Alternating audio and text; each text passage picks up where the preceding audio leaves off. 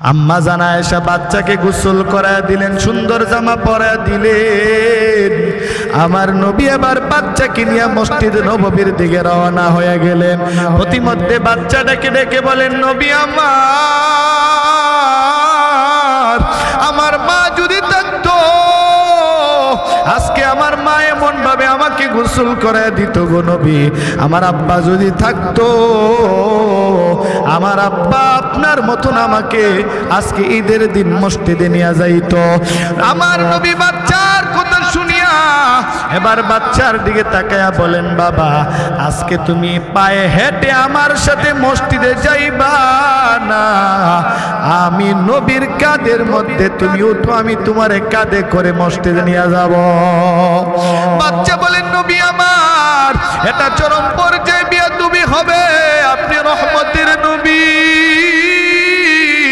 আপনি আল্লাহর পয়গম্বর, আপনি আল্লাহর মহান শ্রেষ্ঠ বন্ধু, আপনি দু জাহানের বাদশা, নবীর কাঁধের মধ্যে আমি উঠবো, এটা চরম পর্যায়ে বিয়াদবি। নবী কাঁধে ওঠা যাবে না, হেঁটে হেঁটে যাব। আমার নবী বাচ্চাকে নিয়ে রওনা হয়ে গেলেন মসজিদে নববীতে। নবী হাজির। এবার বাচ্চাকে নবী হাত ধরে মসজিদে নববীর মধ্যে নিয়ে ঢুকলেন। মসজিদে নববীতে নবী বাচ্চা সহ ঢুকলেন। সাহাবায়ে কেরাম সবাই অবাক হয়ে গেলেন, এই বাচ্চাটা নবীর সাথে কে, বাচ্চার পরিচয় কি, বাবার নাম কি, বাড়ি কোথায়।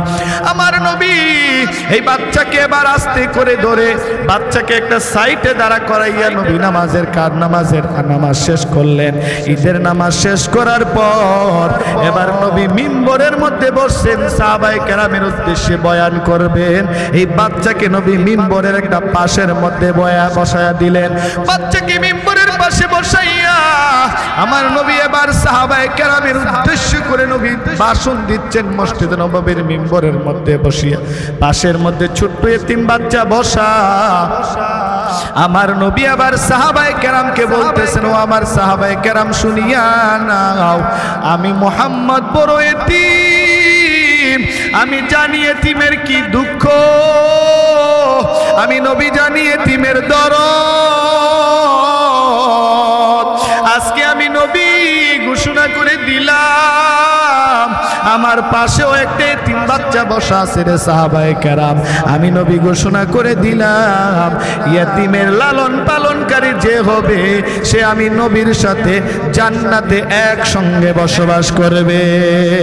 আমার নবী ঘোষণা করে দিলেন। এতিমের মাথায় হাত বুলাইয়া নবী ঘোষণা করলেন, সাহাবায়ে কেরাম শুনিয়া নেন, আমি নবী ঘোষণা করে দিলাম, এই এতিমের মাথার মধ্যে যারা মুহাব্বতের সাথে হাত বোলাইয়া দিবে, এতিমের মাথার মধ্যে যত চুল, আলহামদুলিল্লাহ, মহান আল্লাহ সুবহানাহু ওয়া তাআলার দরবারে লাখো কোটি শুকর এবং সুজুদ, যিনি মহান আল্লাহ, আমাদের সৃষ্টিকর্তা, আমাদেরকে সৃষ্টি করছেন বড় দয়া করে, মায়া করে, যাচাই করে, বাছাই করে আমাদেরকে মুসলমান মুমিন বানাইছেন। সর্বশ্রেষ্ঠ নবী, জিন্দা নবী, হায়াতুন নবী, দু জাহানের বাদশাহ নবীর শ্রেষ্ঠতম উম্মত বানায় আল্লাহ তাআলা আমাদেরকে দুনিয়াতে প্রেরণ করেছেন। আমরা সেই মহান আল্লাহ রব্বুল আলামিনের দরবারে দিল থেকে শুকরিয়া আদায় করি, আলহামদুলিল্লাহি রব্বিল আলামিন। আল্লাহ সুবহানাহু ওয়া তাআলা আমাদের রব, আমরা হইলাম তার বান্দা। আমাদের মতন সৃষ্টি তিনি কাউকে করেন নাই। এক কথাই আমরা হইলাম সৃষ্টির সর্বশ্রেষ্ঠ সৃষ্টি, মানুষ, ইনসান। আর আল্লাহ তাআলা হইলেন সর্বশ্রেষ্ঠ রব, স্রষ্টা আল্লাহ সুবহানাহু ওয়া তাআলা। সর্বশ্রেষ্ঠ নবীকে দুনিয়াতে পাঠাইয়া তিনি মাত্র 63 বছর হায়াতের জিন্দিগি দিয়া দুনিয়াতে নবীকে প্রেরণ করছেন। নবী আলাইহিস সালাতু ওয়াস সালাম মাত্র 63 বছর দুনিয়ার ইহকালীন জিন্দিগিতে তিনি বসবাস করেছেন, চলাফেরা করেছেন, উঠা বসা করেছেন। আল্লাহ সুবহানাহু ওয়া তাআলা তিনার হাবিবকে উত্তম আদর্শ, মহান চরিত্র দিয়া দুনিয়াতে তিনি প্রেরণ করছেন। আল্লাহ বলেছেন, ওয়া ইন্নাকা লাআলা খুলুকিন আযীম। আল্লাহ রাব্বুল আলামিন তার হাবিবকে এমন বড় খুলুকে আযীম দান করেছেন, এমন বড় মহান চরিত্র তার হাবিবকে দান করেছেন, যে মহান চরিত্রের জন্য আবু জাহেল পাগল, আবু লাহাব পাগল, উতবা পাগল, শাইবা পাগল, ওলীদ ইবনে মুগীরা পাগল, সারা দুনিয়ার সমস্ত মুসলমান, কাফের, বেদিন, ইহুদি, নাসারা সকলেই আমার নবীর আখলাকের পাগল। আমার নবীর আখলাক এত সুন্দর ছিল, নবীর আখলাক দেখিয়া কাফেররা পর্যন্ত আমার নবীকে আল আমিন সাদেক বলে উপমা দিয়েছে, উপাধি দিয়েছে। আমার নবীর আখলাক কেমন ছিল, নবীর জমানার কাফের মহিলারা পর্যন্ত তাদের সন্তানকে আমার নবীর আখলাক শিক্ষা দিত। আমার নবী হইলেন দুনিয়ার জমিনের মধ্যে সর্বশ্রেষ্ঠ নবী। যে নবীকে সৃষ্টি না করলে আমার আল্লাহ আসমান জমিন কিছুই সৃষ্টি করতেন না। যে নবীর জন্য আমার আল্লাহ এত সুন্দর করে আসমান বানাইছেন, জমিন বানাইছেন, মানুষ আমার নবীর জন্য বানাইছেন, নারী আমার নবীর জন্য বানাইছেন, পুরুষ আমার নবীর জন্য বানাইছেন, জঙ্গলের হিংস্র জন্তু জানোয়ার আমার নবীর জন্য বানাইছেন, এমনকি বড় বড় কাফের মুশরিক ইহুদি নাসারাও আমার নবীর জন্যই দুনিয়ার জমিন দেখতে পেরেছে। আমার নবীর আখলাক এত সুন্দর, আমার নবীর চরিত্র এত সুন্দর। আমার নবী ছিলেন ব্যথার ব্যথী, উম্মতের কান্ডারি। এমন ব্যথার ব্যথী আমার নবী ছিলেন, রাস্তা দিয়া ঈদের দিন আমার নবী হেঁটে মসজিদে নববীর দিকে রওনা করেছেন। রাস্তার মধ্যে যখন দেখলেন একটা বাচ্চা মানুষ, ছোট্ট একটা বাচ্চা রাস্তার মধ্যে বসে বসে বসে কান্না করতেছে, আমার নবী ওই বাচ্চাটার কাছে গিয়ে বলে, বাবা এখানে বসে বসে কেন কান্না করো? বাচ্চাটা আমার নবীর চেহারা মোবারকের দিকে তাকাইয়া বাচ্চা দুইটা চোখের পানি ছেড়ে দিয়া মৃদু আওয়াজে বলেন, ও রহমতের নবী, আমার মা নাই, আমার বাবাও নাই, আমার ভাই নাই, আমার বোন নাই, আমার আত্মীয় স্বজন কেউ নাই। ও রহমতের নবী আমার, আমি এক এতিম সন্তান রাস্তার মধ্যে বসে আছি গো নবী। আজকে ঈদের দিন আমার মা থাকলে আমার মা আমারে গোসল করায় দিত, নতুন জামা পরাইয়া দিত। আজকে যদি আমার আব্বা দুনিয়াতে থাকতো গো নবী, আমার আব্বা আমারে গোসল করে দিত, আমার আব্বা আমারে আজকে নামাজের মধ্যে নিয়ে যাইতো। নবী গো আমার মাও নাই, আমার বাবাও নাই, আমি বড় এতিম, আমি বড় এতিম। আমার নবী বাচ্চার দিকে তাকাইয়া, নবী আমার রহমতের নবী, আমার নবীরও তো মাও নাই, বাবাও নাই, আমার নবীও তো এতিম। এই বাচ্চার দিকে তাকাইয়া নবীর দরদ লাগলো, মায়া লাগলো। নবী আমার বাচ্চাকে বলেন, বাবা তুমি আমার সাথে চলো, আমার সাথে আমার বাড়িতে যাইবা। নবী আমার এই বাচ্চাকে হাতের মধ্যে ধরিয়া আমার নবী এই বাচ্চাকে নিয়ে মসজিদ নববী থেকে মসজিদ নববীর দিকে রওনা করতেছিলেন। ওই দিক দিয়ে নবীর রূপ ঘুরাইয়া বাড়ির দিকে রওনা হয়ে গেলেন। বাড়িতে যাইয়া আম্মা জান আয়েশাকে ডাক দিয়া বলেন, আয়েশা, ও আয়েশা, এমন একটা বাচ্চা আজকে সাথে নিয়ে আসছি, আমি নবী বড় এতিম, আমার মাও নাই, আমার বাবাও নাই, এই বাচ্চাটারও মাও নাই, বাবাও নাই। এই বাচ্চাকে সুন্দর করে গোসল করাইয়া সুন্দর নতুন জামা পরাইয়া দাও। আমার নবী ছিলেন বেতার বিতি, আমার নবী ছিলেন দুঃখীর দুঃখী, আমার নবী ছিলেন এতিমের কান্ডারি, আমার নবী ছিলেন উম্মতের কান্ডারি। আমার নবী বাচ্চাটাকে এবার সুন্দর করে বাড়িতে নিয়ে গেলেন। আম্মা জান আয়েশা বাচ্চাকে গোসল করায় দিলেন, সুন্দর জামা পরায় দিলেন। আমার নবী এবার বাচ্চাকে নিয়ে মসজিদে নববীর দিকে রওনা হয়ে গেলেন। প্রতিমধ্যে বাচ্চাটাকে ডেকে বলেন, নবী আমার মা যদি থাকতো, আজকে আমার মা এমন ভাবে আমাকে গোসল করে দিত গো নবী। আমার আব্বা যদি থাকতো, আমার আব্বা আপনার মতন আমাকে আজকে ঈদের দিন মসজিদে নিয়ে যাইতো। আমার নবী বাচ্চার কথা শুনিয়া এবার বাচ্চার দিকে তাকায়া বলেন, বাবা আজকে তুমি পায়ে হেঁটে আমার সাথে মসজিদে যাইবা না, আমি নবীর কাঁধের মধ্যে তুমি উঠো, আমি তোমারে কাঁধে করে মসজিদে নিয়ে যাব। বাচ্চা বলেন, নবী আমার এটা চরম পর্যায়ে বিয়াদবি হবে। আপনি রহমতের নবী,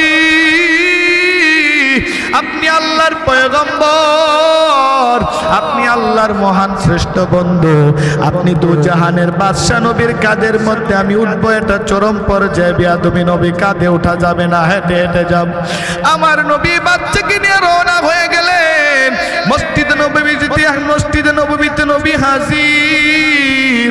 এবার বাচ্চাকে নবী হাত ধরে মসজিদে নববীর মধ্যে নিয়ে ঢুকলেন। মসজিদে নববীতে নবী বাচ্চা সহ ঢুকলেন। সাহাবায়ে কেরাম সবাই অবাক হয়ে গেলেন, এই বাচ্চাটা নবীর সাথে কে, বাচ্চার পরিচয় কি, বাবার নাম কি, বাড়ি কোথায়।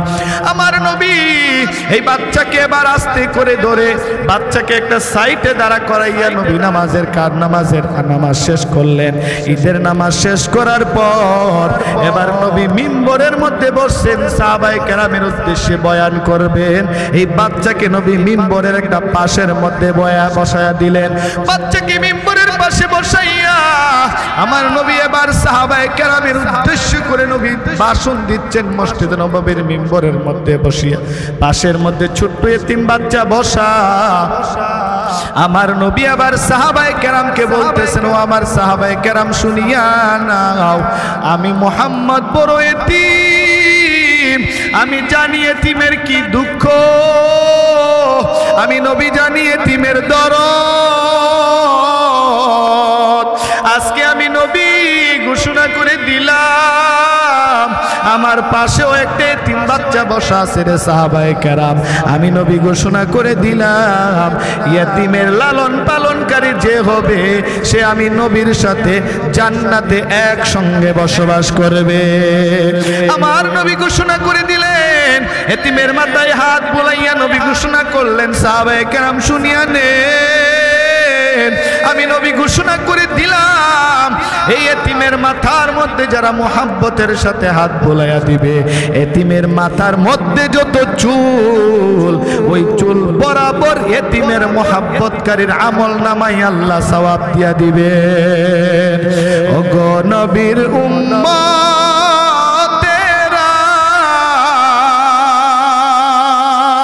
হয়ে আজি দিশাহারা, ওগো নবীর উম্মতেরা হয়ে আজি দিশাহারা, কোরআন হাদিসের চলো যখন যা চাই মনে, নবী বিনে কে তরাবে ফুলসিরাত মিজানে, নবী বিনে কে তরাবে ফুলসিরাত মিজানে। এমন এতিম নবী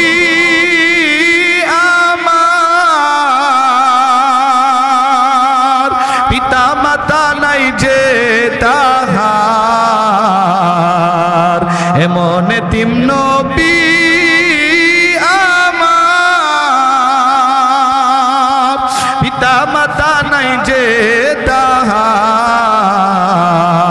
তারপরেও কত মারা মারলো তারে দুশ্মনে, তারপরেও কত মারা মারলো তারে বেঈমানে, নবী বিনে কে তরাবে ফুলসিরাত মিজানে, নবী বিনে কে তরাবে ফুলসিরাত মিজানে।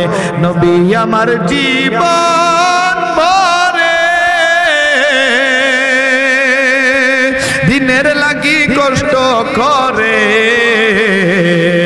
নবী আমার জীবন ভরে কষ্ট করে দান দান শহীদ করিলেন উহুদের ময়দানে দান দান শহীদ করিলেন উহুদের ময়দানে নবী বিনে কে তরাবে ফুল সিরাত ও মিজানে নবী বিনে কে তরাবে ফুল সিরাত ও মিজানে নবী বিনে কে তরাবে ফুল সিরাত ও মিজানে ইমামুল আউয়ালিন আল আখিরিন بحر صدقة رحمة للعالمين سد وجودش رحمة للعالمين مسجد او شد ہمارا یہ زمین নবীর আখলাক দেখিয়া কাফেররা পর্যন্ত পাগল আমার নবীর জন্য মাসুম বাচ্চা পাগল আমার নবীর জন্য কাফের বেদিনীরা পাগল আল্লাহ দরবারে শুকরিয়া আদায় করতে হবে মালিক আপনি আমাকে সেই নবীর শ্রেষ্ঠ উম্মত বানাইছেন আমার নবী এতিম এতিম নবীর এতিম উম্মতের দাম আমার আল্লাহর কাছে অনেক বেশি নবীর জন্য সাহাবায়ে কেরাম পাগল হইছেন নবীর আখলাক দেখিয়া আমার আল্লাহ কুরআনে নবীর আখলাক সম্পর্কে বলেছেন ওয়া ইন্নাকা লাআলা খুলুকিন আযীম নিশ্চয়ই হে নবী আমি আল্লাহ আপনাকে মহান চরিত্রের অধিকারী বানাইছি আমার আল্লাহ কুরআনে নবী সম্পর্কে বলেছেন ওয়া মা আরসালনাকা ইল্লা রাহমাতাল লিল আলামিন আমার আল্লাহ বলেন হে আমার নবী ও আমার বন্ধু আমি আল্লাহ গোটা জগতের জন্য আপনি রহমতের নবীকে রহমাতাল লিল আলামিন বানাইছি আমি আল্লাহ হইলাম রব্বুল আলামিন আপনি নবীকে আমি আল্লাহ বানাইছি রহমাতাল লিল আলামিন আমি আল্লাহর রব্বুল আলামিনের বাউন্ডারি যতটুকু আমার কুদরতের আপনি নবীর রিসালাতের বাউন্ডারি ততটুকু সুবহানাল্লাহ আমার নবীর আখলাক দেখিয়া সাহাবায়ে কেরাম পাগল আমার নবীর জন্য ছোট্ট একটা বাচ্চা পাগল যে বাচ্চাটার নাম বুখারী শরীফের কিতাবের মধ্যে হাদিসের কিতাবে তার ঘটনা আসছে যে বাচ্চার নাম রাফি ইবনে খাদিজ ওই রাফি ইবনে খাদিজ নামের ছোট্ট একটা বাচ্চা 5-6-7 বছর বয়স এই বাচ্চাটা আমার নবীর জন্য এমন পাগল নবীর জন্য এমন দেওয়ানা আমার নবীর জন্য এমন পাগল এই রাফি ইবনে খাদিজ উহুদের ময়দানে যখন আমার নবী সাহাবায়ে কেরামকে যুদ্ধে নেওয়ার জন্য যখন বাছাই পর্ব শুরু করছেন একটা যুদ্ধের ময়দানে বদরের যুদ্ধে আমার নবী বাছাই পর্ব শুরু করছেন সাহাবায়ে কেরামকে নেওয়ার জন্য এই রাফি ইবনে খাদিজ ছোট্ট বাচ্চা শোনার পরে দৌড়াই আসছেন যুদ্ধের ময়দানে যাওয়ার জন্য সাহাবায়ে কেরামের সিরিয়ালের মধ্যে রাফি ইবনে খাদিজ যখন দাঁড়ায়া গেল নবী আমার একটা স্কেল ধরায় দিয়েছেন স্কেলের মধ্যে পড়লে যুদ্ধের ময়দানে নিয়ে যাবেন স্কেলের মধ্যে না পড়লে যুদ্ধের ময়দানে নিবেন না সকল সাহাবায়ে কেরাম সেনাপতি সাহাবায়ে কেরাম যারা ছিলেন যুদ্ধের ময়দানে যুদ্ধ করবেন সকলে স্কেলের মধ্যে পড়লো ওই রাফি ইবনে খাদিজ স্কেলের মধ্যে পড়লো না ছোট্ট বাচ্চা 6-7 বছর বয়স এই বাচ্চাটার কতটুকু লম্বা হবে স্বাস্থ্য হবে কত বড় হবে এই বাচ্চা যখন স্কেলের মধ্যে পড়লো না আমার নবী আবার বাচ্চাকে সরায়া দিলেন আমার নবী বাচ্চাকে বিদায় করে দিলেন বাবা তুমি জিহাদের ময়দানে এখন যাইও না আর একটু বড় হইলে জিহাদের ময়দানে যাইও এবার বাচ্চা বলে নবী আমি আমার মার কাছ থেকে বিদায় নিয়ে আসছি আপনি নবীর সাথে কাফেরদের বিরুদ্ধে আমি যুদ্ধ করব আমি শহীদ হব আমার মা শহীদের মা হবে হাসরের ময়দানে মুজাহিদের কাতারে দাঁড়াইয়া যাব ও নবী আপনি আমাকে যুদ্ধের ময়দানে নিয়ে যান আমার নবী বলেন বাবা তুমি তোমার মার খেদমত করো আর একটু বড় যখন হইবা আমি নবী তোমাকে যুদ্ধের ময়দানে নিয়ে যাব এদিক দিয়ে সাহাবায়ে কেরাম যুদ্ধের ময়দানে চলে গেলেন আর রাফি ইবনে খাদিজ কান্না করতে করতে করতে করতে করতে করতে বাড়ির মধ্যে রওনা বাড়ির দরওয়াজায় গিয়ে বলেন মা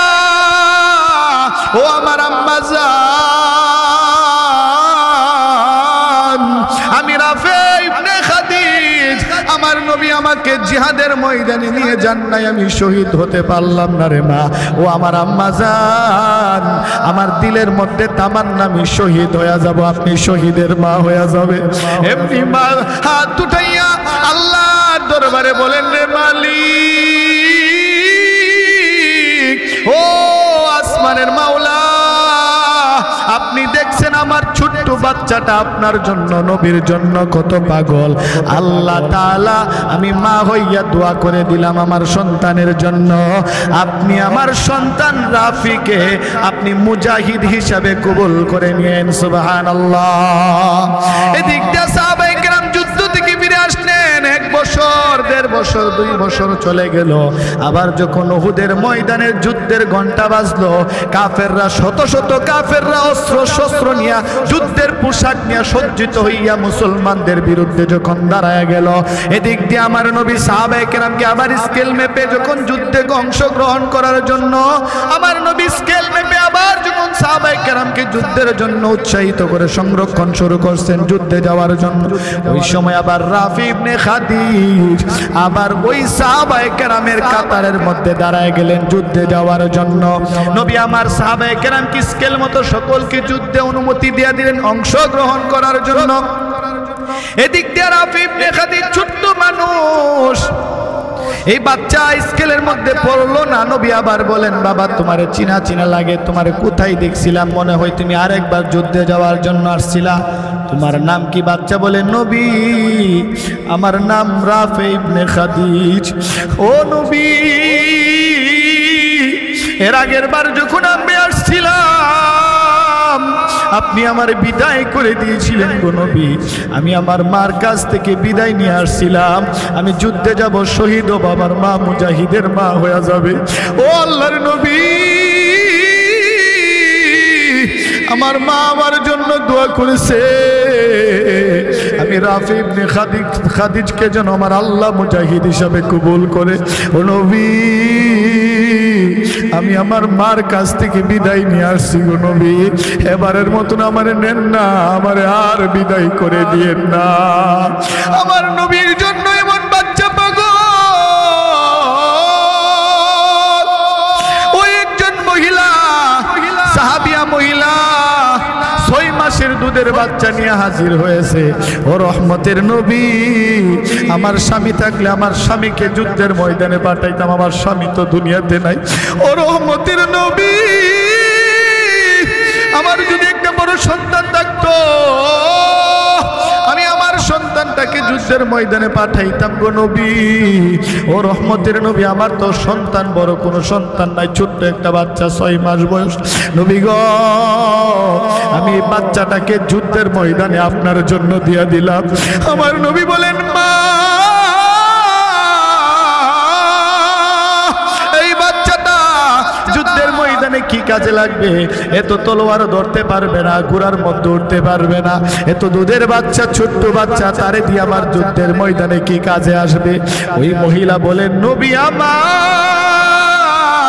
ও রহমতের নবী, আপনি যখন যুদ্ধের ময়দানে যুদ্ধ করবেন, কোন কাফের যদি আপনার শরীরে আঘাত করে, আমার এই 6 মাসের বাচ্চাটাকে আপনি ডাল হিসাবে ব্যবহার করবেন।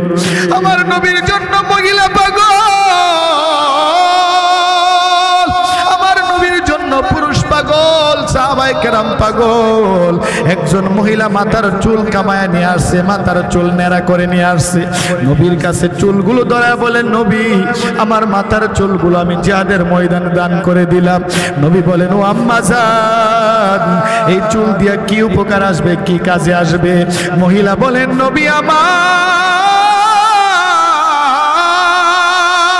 জিহাদের ময়দানের মধ্যে যদি কোনো কাফের বন্দী হয়ে যায়, রশি দড়ির প্রয়োজন হইলে গো নবী আমার মাথার চুল দিয়া কাফেরকে বান্ধিবেন, হাসরের ময়দানে আমার আল্লাহ এই চুলের বিনিময় আমাকে আমার আল্লাহ মাফ করেও দিতে পারে। সুবহানাল্লাহ। এটা ছিল আমার নবীর সাহাবায়ে কেরামের আখলাক। সাহাবায়ে কেরামের চরিত্র, সাহাবায়ে কেরামের আদর্শ, আমার নবীর আদর্শ। ওই রাফি ইবনে খাদিজকে আমার নবীর সঙ্গে সঙ্গে যুদ্ধের ময়দানে যাওয়ার অনুমতি দিয়া দিলেন। ওই রাফি ইবনে খাদিজ যুদ্ধের ময়দানে গেলেন, উহুদের ময়দানে দৌড়ায়, দিলের মধ্যে তামান্না শহীদ হয়ে যাব, হাসরের ময়দানে নবীর সাথে দাঁড়ায়া যাব রে, হাসরের ময়দানে মুজাহিদের সাথে দাঁড়ায়া যাব, হাসরের ময়দানে আমার আল্লাহ আমার মাকে মুজাহিদের মা বলে ডাক দিবেন রে, হাসরের ময়দানে আমার আল্লাহ আমার বাবাকে মুজাহিদের বাবা বলে ডাক দিবেন। আমার দিলে কত তামান্না, কত আকাঙ্ক্ষা, কত আনন্দ, কত ইচ্ছা, কত শক্তি, আমি শহীদ হয়ে যাব। ওই রাফি ইবনে খাদিজ যুদ্ধের ময়দানে দৌড়ায়, এক পর্যায়ে তুমুল বেগে যুদ্ধ শুরু হয়ে গেল। এক পর্যায়ে রাফি ইবনে খাদিজের বুকের মধ্যে একটা তীর এসে আঘাত করলো। তীরটা আঘাত করার সঙ্গে সঙ্গে রাফি ইবনে খাদিজের শরীর থেকে তীরটা ভেদ করে পিছন দিকে বের হয়ে গেছে, কলিজা পর্যন্ত ছিদ্র হয়ে গেছে। রাফি ইবনে খাদিজ জমিনে পড়ে কাতরাইতেছে। আমার নবী সাহাবায়ে কেরামকে বলেন, ও সাহাবায়ে কেরামের দলেরা, আমার রাফিকে এখান থেকে নিয়ে আসো, আমার রাফিকে আমার কাছে দাও, আমার রাফিকে আমি দেখতে চাই। আমার রাফি তো বিছানার মাটির মধ্যে পড়ে গেছে। সাহাবায়ে কেরাম যুদ্ধের ময়দান থেকে রাফি ইবনে খাদিজকে হেফাজত করে নিয়ে আসলেন। আমার নবীর উরুর মধ্যে রাফিকে শোয়া দিলেন। আমার নবী কান্না করে, রাফি ইবনে খাদিজ হাসতেছে। আমার নবীকে বলেন, নবী আপনি কেন কান্না করেন গো নবী? ও আল্লাহর নবী আপনি কেন কান্না করেন? আমার নবী বলেন, রাফি এমন একটা বাচ্চা মানুষ, তোর দিলের মধ্যে আল্লাহর জন্য কত মহাব্বত, রসুলের জন্য কত মহাব্বত। আমি রাফি তোর জন্য আমি নবী দোয়া করে দিলাম, হাসরের ময়দানে তোর সাথে যেন আমি নবী আমার সাথে যেন তুই হাসরের ময়দানে সাক্ষাৎ হয়ে যায়। রাফি ইবনে খাদিজের কলিজার মধ্যে যখন তীর লাগলো, সাহাবায়ে কেরাম তীর খুলতে চাইতেছিলেন। আমার নবী বলেন, না তীর খুলিও না, আমার রাফি কষ্ট পাইবে। রাফি ইবনে খাদিজকে বলে, ও রাফি ইবনে খাদিজ, আমি নবী চাই তীরটা তোমার শরীরের মধ্যে লাগানো থাকুক, হাসরের ময়দানে আমি নবী তোমার এই তীরকে ওসিলা করে আমার আল্লাহর কাছে ওসিলা পেশ করব। তোমার শরীরের তীরের আঘাতের বিনিময় আমার আল্লাহ আমার কোটি কোটি গুনাহগার উম্মতকে ক্ষমা করে দিবেন। সুবহানাল্লাহ। এটা ছিল আমার নবীর আখলাক। আমার নবীর জন্য এমন পাগল ছিলেন সাহাবায়ে কেরাম। ১৫০০ বছর পরের মানুষ আমরা হইলাম অনেক দূরের মানুষ। মক্কা মদিনা থেকে আমাদের বাড়ি দেশ অনেক দূর। আমরা বাংলাদেশের মানুষ। আমরাও যদি সেই রাফি ইবনে খাদিজের মতো আখলাকওয়ালা হইতে পারি, আশিক রাসূল হইতে পারি, হানজালার মতো আশিক রাসূল হইতে পারি, সাহাবায়ে কেরামের মতো আশিক রাসূল হইতে পারি, বেলালের মতো আশিক রাসূল হইতে পারি, ১৫০০ বছর পরে আমরা যদি সাহাবায়ে কেরামের পদাঙ্ককে অনুসরণ করে চলতে পারি, তাহলে আশা করা যায় আমার আল্লাহ হাসরের ময়দানে রাফি ইবনে খাদিজের সঙ্গে জান্নাতি বানায় দিবে। এজন্য দুনিয়ার জিন্দেগিটা দুনিয়াতম জিন্দেগি। আসুন প্রতিজ্ঞাবদ্ধ হই, আমি রাসূলের আদর্শের উম্মত হইতে চাই, আমি রাসূলের অরিজিনাল উম্মত হইতে চাই। আমার জীবনকে আমি রাসূলের রঙে রাঙাতে চাই, রাসূলের আদর্শে আমার জীবনকে আদর্শিত করতে চাই। আমার জীবনকে আল্লাহ সুন্দর করে দিবেন। একজন সাহাবীকে যদি আমি অনুসরণ করি, রাসূলের আখলাকে আখলাকওয়ালা একজন সাহাবীকে যদি আমি ফলো করি, আমার জীবন পরিবর্তন হয়ে যাবে। ওয়াদা করছেন আল্লাহ, হে হাবিব আপনাকে যে ফলো করছে, আপনাকে যে অনুসরণ করছে, আপনাকে যে মান্য করছে, আপনাকে যে আপনার সুন্নাত যে পালন করছে, আমি আল্লাহ তাকে শ্রেষ্ঠ বানায় দিব, আমি আল্লাহ তাকে চমকায় দিব, দুনিয়াতে চমকায় দিব, আখিরাতেও চমকায় দিব। সাহাবায়ে কেরাম রাসূলকে অনুসরণ করছেন, রাসূলকে ফলো করছেন। সাহাবী বিদায় হয়ে গেছে, সাহাবীর নাম জিন্দা আছে। উমর দুনিয়া থেকে বিদায় হয়ে গেছে, উমরের নাম জিন্দা আছে। আবু বকর দুনিয়া থেকে বিদায় হয়ে গেছে, আবু বকরের নাম দুনিয়াতে জিন্দা আছে। ওসমান আলী দুনিয়া থেকে বিদায় হয়ে গেছে, ওসমান আলীর নাম দুনিয়া জান্নাতে জিন্দা থাকবে, কিয়ামত পর্যন্ত থাকবে। সকল মুসলমান তাদের নাম শ্রদ্ধা ভরে স্মরণ করবে, মহব্বতে স্মরণ করবে, ভালোবাসায় স্মরণ করবে। কেন? তারা রাসূলের আদর্শে আদর্শিত ছিল।